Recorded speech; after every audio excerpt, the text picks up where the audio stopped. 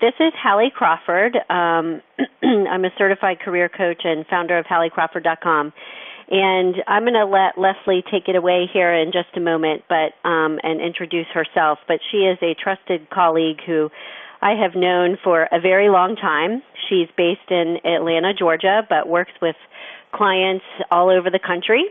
And we actually just had a really great success story with her recently with one of our clients. And so I'm just so excited to have her host this topic with us today. So without further ado, Leslie, you can go ahead and take it away. Oh, and just really quickly, by the way, everyone, we are going to have Q&A at the end, and we will take everyone off of mute, but feel free to enter your questions in the Q&A box as well, and I'll read those out as well as doing those verbally. Okay, Leslie, take it away. Sure. Well, thank you, Hallie, and good afternoon or good morning, everyone, wherever you're dialing in from. Really appreciate you taking some time to learn about what I think it is an important subject, especially in times of rapid change. Having an understanding of one's full suite of options, I think, is only beneficial to set oneself up for success. So just a little bit of background about myself is I've owned my own business and been self-employed since 1996, and I've done that in a variety of capacities. My first business was taking over an existing business of a Mailboxes, etc. franchise in Marietta, Georgia. I've also been involved in a couple of direct sales businesses. I had a rental real estate business with 3 partners, and now I've had my own consulting business and advisory business for the last 21 years. So I've had different flavors of entrepreneurship, different levels of success across these different businesses, and I really look forward to sharing some of those bits of wisdom with you today. My core business is helping people to choose and buy a business opportunity that meets their needs and goals. That is primarily in the franchising space, which is one of the options that we'll talk about today. And we're a bit like a Match.com service to help people choose the right franchise opportunities for their skills, their goals, their interests, and what they're looking to accomplish. And another way to look at our business is we're talent acquisition for high quality franchise brands with successful business owners within their system who would like more successful business owners. So we're bringing the two together. My fees come from the franchisors, which is how we're able to offer our services at no cost. So happy to be here today. And what we're going to talk about today is there's multiple options to own your own business. We're going to dive into the pros and cons of each of those. But regardless of the type of entrepreneurship, I've seen just some common characteristics, common traits among people who have a career and have a lifestyle on a self-employment path. They're happy and glad that that's how they're earning their living. So we'll explore a little bit, what are those common denominators regardless of the path of entrepreneurship.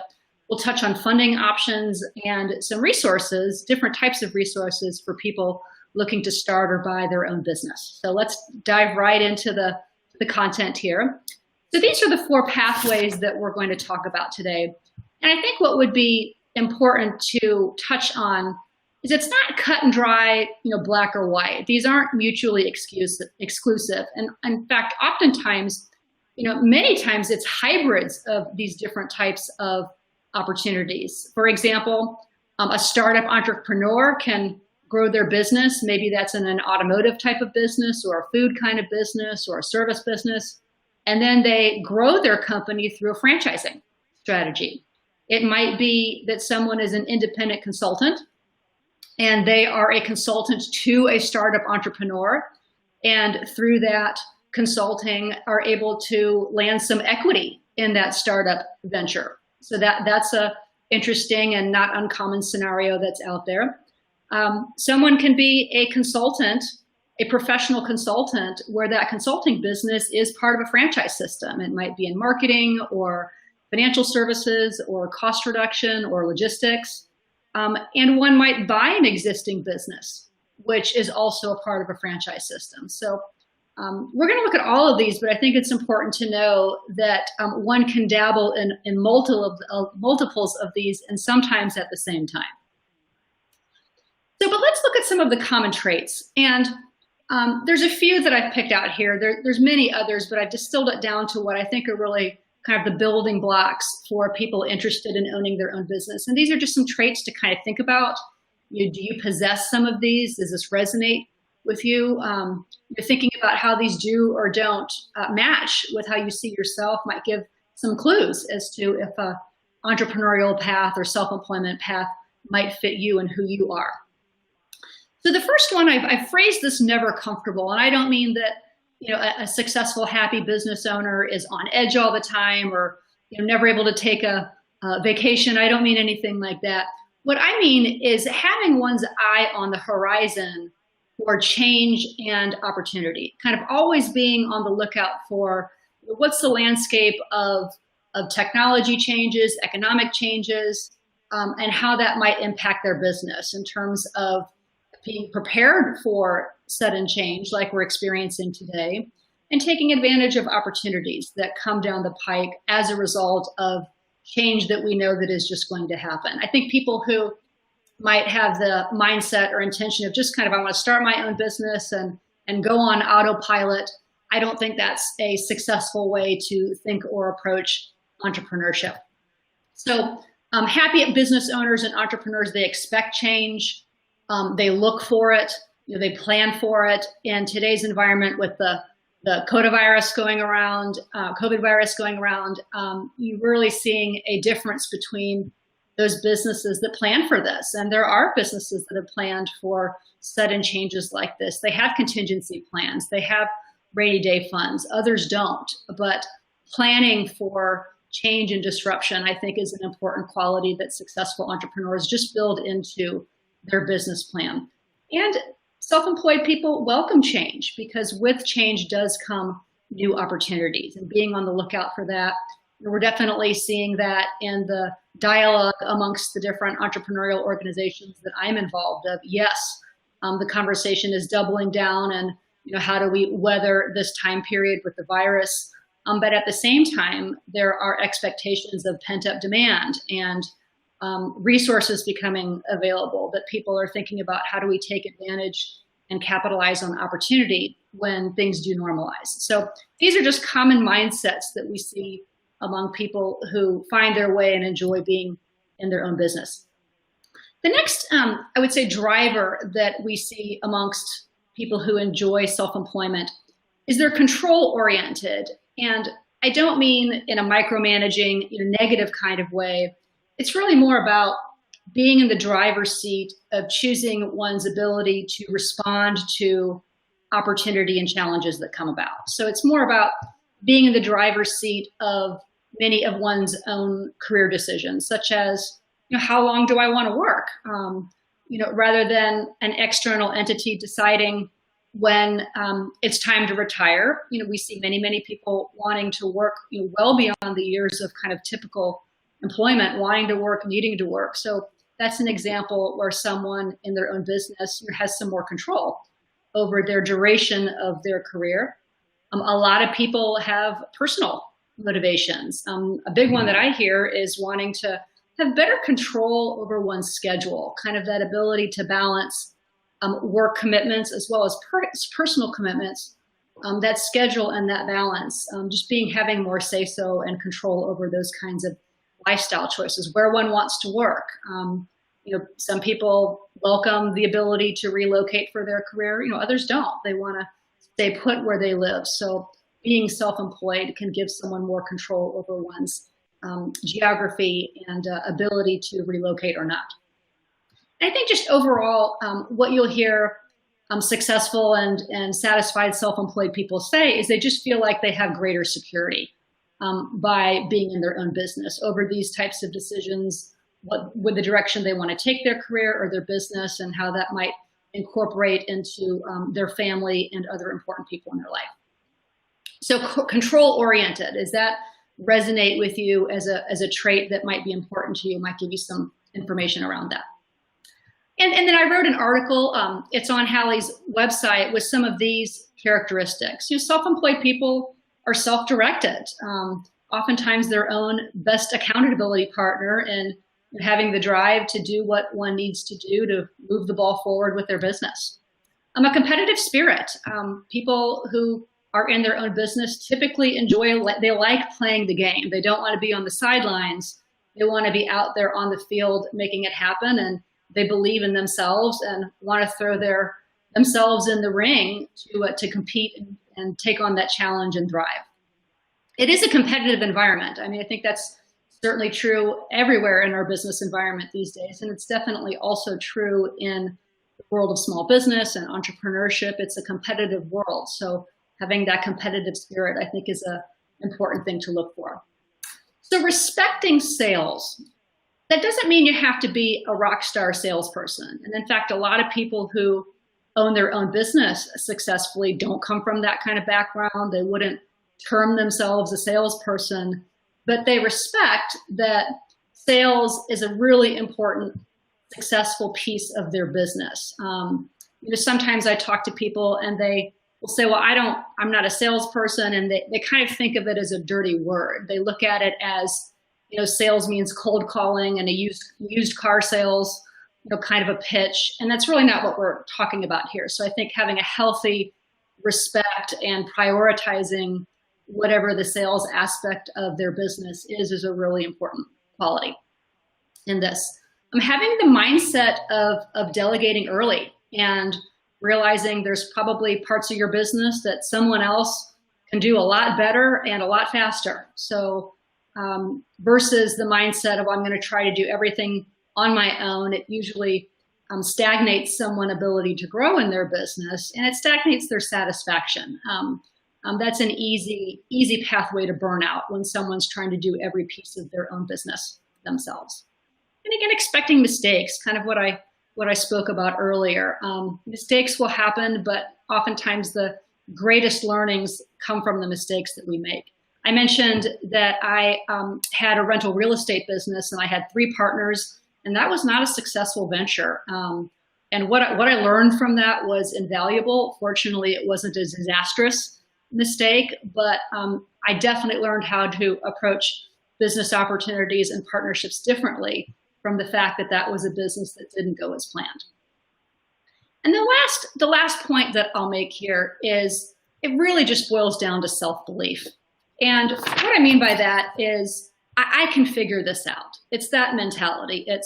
I expect there's going to be wins. I expect there's going to be challenges, and I'm going to bump into things that I haven't encountered before, but I just believe that I have the ability to figure this out myself, or to surround myself with the right people who can help me. So I think it's this positive, I can figure this out attitude that regardless of what one is doing as a self-employed individual, they're going to be able to figure out how to make it happen.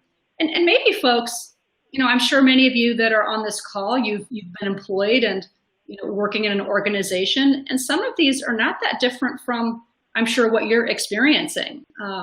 You're experiencing change. You're experiencing that you have to be adaptable to continue to be employable.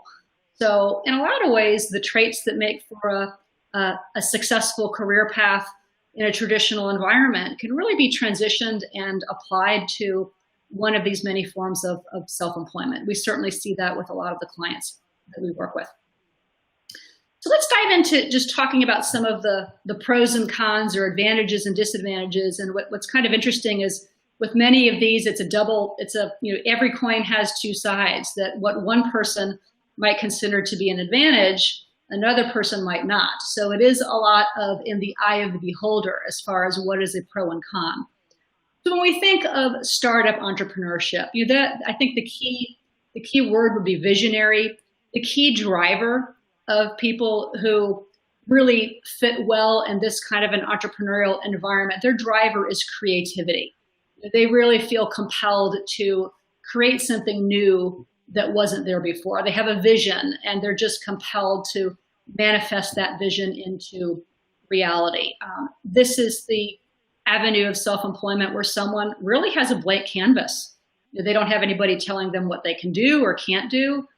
They can create it exactly as they want to without having to be confined in any kind of a pre-existing network or business system of a franchise, as an example.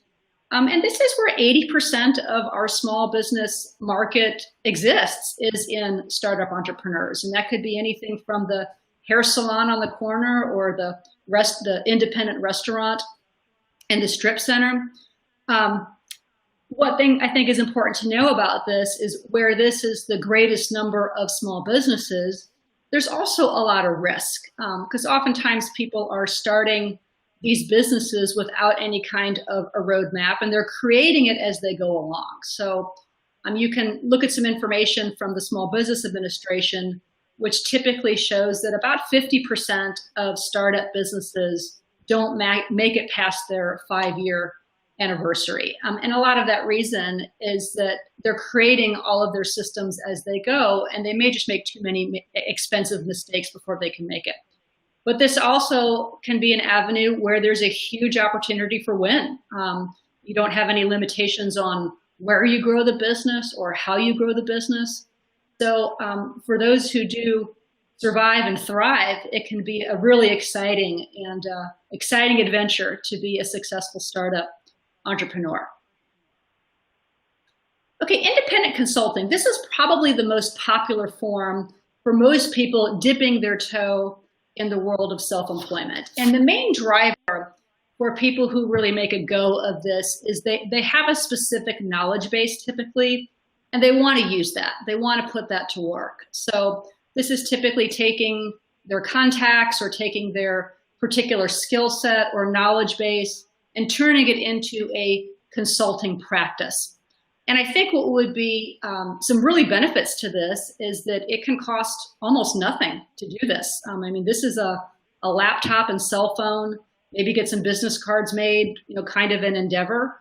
If you have some existing clients readily available, you might be profitable your first day in business with very little overhead. So this can, under the right circumstances, be the fastest avenue to some income and positive cash flow. But I think what people have to think about is, do they have a ready available client base? And how sustainable is that client base? If it's available and sustainable, I mean, this could be a really lucrative way to kind of replace what you were doing in your employed career with a lot of flexibility, and you can grow it or do what you want with it at your own pace. Is a lot of the benefits that people enjoy as independent or project consultant. But if you don't have that ready available customer base, or one that is sustainable, you have to ask yourself, are you really good at sales? Because it's very much a business development role to get the clients, and then it's a balancing act of continuing to keep that pipeline full of clients, especially if it's project oriented that has an ending to it, delivering as well as selling. So we are more and more becoming that gig economy. So there's more and more opportunities for independent consulting, but it's also becoming more and more competitive. So the main piece of advice I give to folks considering this is you really need to sharpen up your sales skills if you don't have that readily available customer base already. So buying an existing business, this is actually about 25% of my business is helping someone buy a going concern, as you might hear it called. It has a lot of advantages, but this is also the most complicated. It has the most moving parts. It has just a longer list of variables that you have to be aware of in the first place and make sure that you get it right in order for this to be a successful way to enter a business. I think the biggest benefit is how you can really reduce the risk of the startup situation of these other opportunities. The first year, 18 months of any business is the biggest risk factor of getting started in the business. And so with an existing business, there may be an established customer base, an established location, some systems already in place. So it can be a great way, if all the other things can fall into place, to reduce that risk of getting started. Sometimes these businesses, even if they're not making a lot of money yet, you still can be a lot closer to reaching that positive cash flow and then really grow the business from there. And what you're going to find is all over the board. Sometimes you can buy a good business for a bargain. Sometimes, depending on the urgency of the seller, it's you may pay a very, very high premium to buy that risk reduction on the front end. And then franchising, and I think it's probably pretty obvious, but I'm very bullish on franchising. My most successful entrepreneurial ventures have been when I've been a part of a franchise system. And I think how I would characterize the driver for franchise candidates, as well as what we just spoke of, existing business candidates, the driver here is for security, risk reduction, and building wealth. When you look at the goals and motives of people who choose these pathways, those are the common themes that we tend to hear. So the franchising pathway is really usually the best fit for someone who wants to take their talents, take their skills, but do something new and do something different from what they've done before. Most people who choose a franchise are choosing something that is different from what the industries where they've been working as an employed individual or professional. So just a couple of examples. A mid-manager in a manufacturing company now owns a chain of hair salons. A retired teacher that I work with now owns a marketing agency. A C-level executive is just having a ball with a paint contracting company. And a former paralegal, now owns a tutoring business. And there are thousands of examples of this where people take their soft skills and transfer them into a new business with minimal risk, with all of the different benefits of training and support, a business system that a good franchise can have. But for a franchise to be an opportunity for someone, they have to be okay with working in some boundaries here. You have an automatic business partner, whether you like that or not, that business partner being the franchisor, that you have a contractual relationship with, and you have obligations to them and they have obligations to you. So for a franchise to make sense, you have to feel like all the benefits are more than the fact that you have a business partner and you can't just go off and do everything that you want with the business model. And just along the lines of franchises, I do have to say this.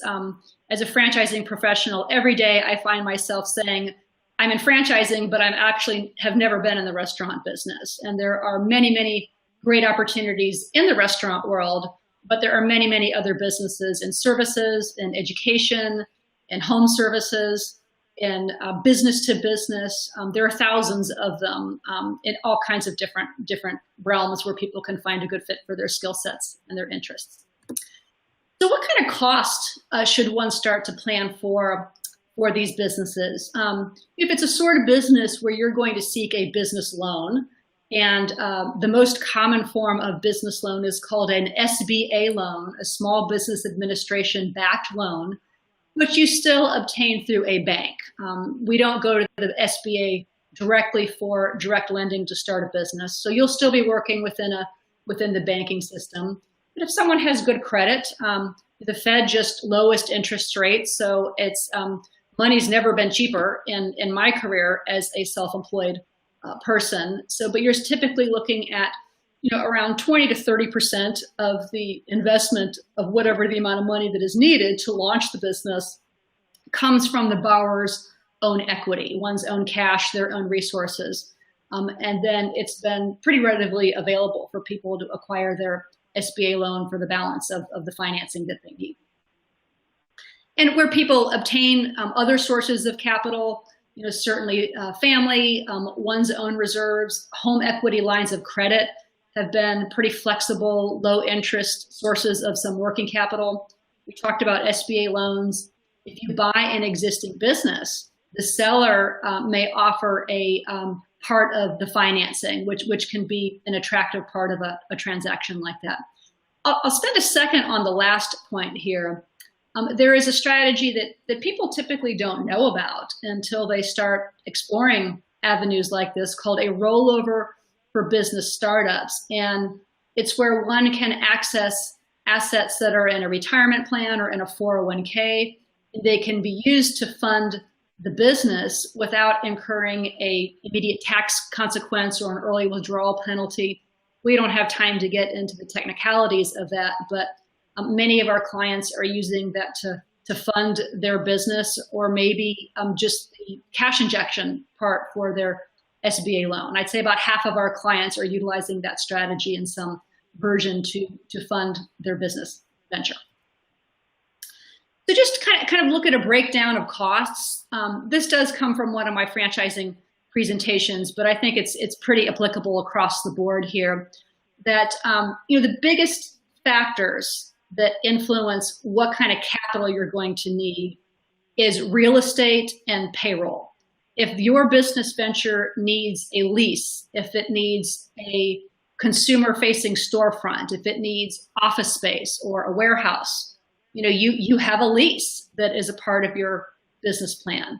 And if it's a kind of business where you need to hire people immediately, that is going to increase the cost of getting started in the business. You'll of course have marketing costs and certain fixed costs like utilities, but in terms of what really influences the amount of cost, we've seen real estate and payroll be two of some of the biggest X factors. So a great way to lower the financial risk of starting your own business is to look at opportunities where you don't need real estate and you don't need to hire a lot of people right away. That's why restaurants are usually very on the highest end of the cost scale, because you have a lot of real estate, you have a lot of equipment, and you have a lot of people that you have to hire straight away.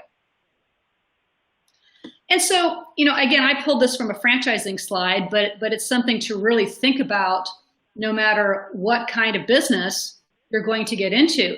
This is the chassis. These things are the framework of what helps a business to succeed and grow, is having these underlying systems. And of course, with a good franchise system, someone may be able to walk right into having these things in place to different degrees. Not all franchises do this equally well. You may walk into this with a good existing business. A lot of these things may already be in place. And if you're looking to be a startup or an independent contractor, in order for you to have a sustainable, growable business, you have to think about how are you going to create these things along the way. So wrapping up here, Hallie, I'm proud of myself. Finishing up here on time. And all of these slides will be available here. We'll be happy to email these to you. But the Small Business Development Center, SCORE, the SBA, these are all my website, of course, where we have a directory of all kinds of different franchises. These are wonderful resources, both online and locally. All of these organizations offer workshops. They offer all kinds of consulting on how to start and grow your business successfully. These are our tax dollars going to work beautifully. So I highly encourage you to get familiar with all of these resources. They've helped many, many, many businesses start and succeed and grow. And they're helping a lot of their clients, mitigate these challenging times that we find ourselves in right now. I'd also like to point out that we offer a tool. This is a free tool. It's called a Business Evaluation Suitability Test. It's kind of like a personality profile or a Myers-Briggs profile for running your own business. And it generates an 11-page report, and it gives you a lot of insights about your DNA as a potential business owner. Now, it doesn't spit out a report that says, well, you should buy an existing business or you should be a startup entrepreneur, but it gives us a lot of clues towards that end. So I would invite everybody today who is interested to take advantage of this. It doesn't cost you anything. You're not obligated. We will send you a link to take this assessment. It takes about 30 to 40 minutes, and you will immediately get a copy. And I, of course, am happy to set up a phone call or virtual call with you to go through it. And it does require some interpretation, and I would be delighted to do that and encourage everybody to take advantage of that.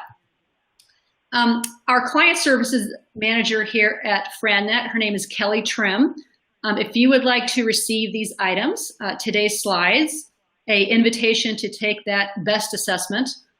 We are also providing all kinds of education events online, and we'll be doing again, hopefully soon, in person, different panel events of entrepreneurs, different webinars on franchise brands and businesses for sale. So we would love to keep you informed of these items and invite you to these events if you would like to. So please just pop Kelly an email here and let her know if you would like to receive these things.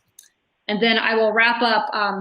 My father, he used to work for 3M Corporation before he left the corporate world to go into his own business, and he had the fortunate opportunity to hear Peter Drucker speak when he was employed at 3M. And we together have regularly used this quote that in times of uncertainty, the best way to create it is to create it ourselves. So Hallie, thank you very much for having me today. I know I've been talking fast, and I will take a breath, and I would love to start hearing questions from today's participants. Perfect. Thank you, Leslie. And I'm going to take everybody off mute kind of one by one here, but we did have a couple of questions already, which is great, and I was wondering this too, Leslie, is how do we access the best assessment that you referenced? If you would send Kelly an email, she will send you an invitation to take it right away. You want to maybe go back to that slide, Leslie, so they can write down her email. Great. FranNet.com. Okay, good. And everyone is being taken off mute, at least on our end. So please feel free to verbally, phone-wise, whatever, go ahead and ask your question. We did have one more question in the chat, and then everyone is off mute. I'm working with a franchise consultant already. However, he only represents certain franchising companies. Is it okay to work with two franchising consultants at the same time, Leslie? And also, do you only represent certain brands? So that is a great question, and the answer is yes. The way that our industry works as franchise consultants is there is some overlap in the types of opportunities that we work with, but there's usually some differences as well. And different consultants are going to be more knowledgeable about certain types of businesses than others. So I think that we would appreciate knowing that you're working with another consultant just as a professional courtesy. And we would want to introduce you to new ideas that you haven't already been introduced to. So we would just appreciate so that we can help you look at things that you haven't already been introduced to. Great question. Good answer, too. That's great. Does anyone have anything else they would like to ask? Please feel free to ask. I did have one more question, Leslie, as well, about, the sales element, and I'm actually kind of curious about this, too, because I know a lot of times our clients think, well, I'm not good at sales, so can I really be successful as a business owner? Like, what do you normally say to people about that piece? So I think, so I didn't come from any kind of a sales background. But I think someone has to have a certain mentality. You have to have a problem-solving mentality, because that's really what sales is. It's someone is coming to you with a problem, they need a solution, and that is your job and your business is to provide a solution. You have to be comfortable asking questions, and there's some wonderful sales training avenues out there. I'm a huge fan of an organization called Sandler Training.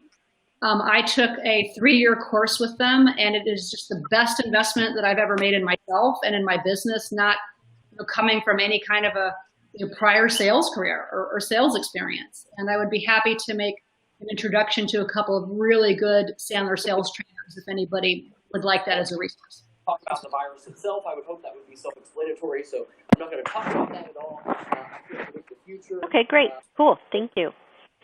Any other questions from the audience? These were great ones, and Leslie, you did a great job. Thank you so much. Give it another second here.